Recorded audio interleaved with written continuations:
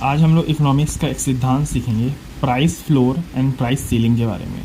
देखिए, हम जनरली जो टर्म है सीलिंग और फ्लोर, उसको हम लोग हमेशा अपने घर के अंदर में सुनते हैं।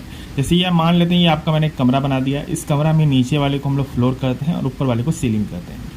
तो जब भी आप किसी कमरे में खड़े रहते हो, जैसे मान लेते हैं ये आप हो, इस कमरे में खड़े हो, ठीक है, थोड़ी सी ड्राइंग अवॉइड करना।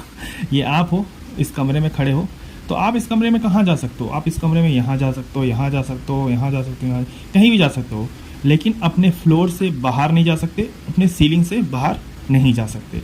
तो जब आप किस इस एरिया से बाहर नहीं जा सकते तो आप एक जगह पे स्टक हो, ठीक है।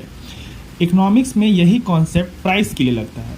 सरकार जो है एक सीलिंग प्राइस तय करती है। सीलिंग मतलब किसी भी सामान का प्राइस इससे ऊपर नहीं जाएगा, ठीक है, और फ्लोर के केस में इससे कम नहीं जाएगा। यानी मान लेते हैं सरकार ने तय कर दिया कि जो आलू है वो 10 रुपये से ज़्यादा प्राइस केजी पर केजी नहीं बिकेगा, ठीक है। तो 10 रुपीज़ जो हो गया, मैं एक एजम्पशन ले रहा हूँ हाइपोथेटिकल, तो 10 रुपीज़ जो हो गया इसका सीलिंग प्राइस हो गया, और 7 रुपीज़ से कम में नहीं बेच सकता कोई, तो ये इसका प्राइस फ्लोर हो गया।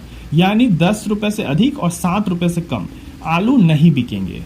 इसके बीच में यानी 8 रुपये, 9 रुपये, 8 रुपये, 8 दशमलव कुछ रुपए, जितना भी आप ले लो, मतलब लेके जा सकते हो हार्डली आप 8 तक, ठीक है। तो उससे इस दोनों प्राइस के ऊपर में जो है आपका आलू बिकेंगे, या फिर 10 रुपये में बिक सकते हैं, लेकिन 7 रुपये में बिक सकते हैं, लेकिन 7 से कम में यानी 6.9 में तो बिल्कुल भी नहीं बिकेंगे, और आप यहाँ कह सकते हो 10.1 रुपीज़ में भी बिल्कुल नहीं बिकेंगे। तो ये जो दो कॉन्सेप्ट है, ये है प्राइस फ्लोर और प्राइस सीलिंग का।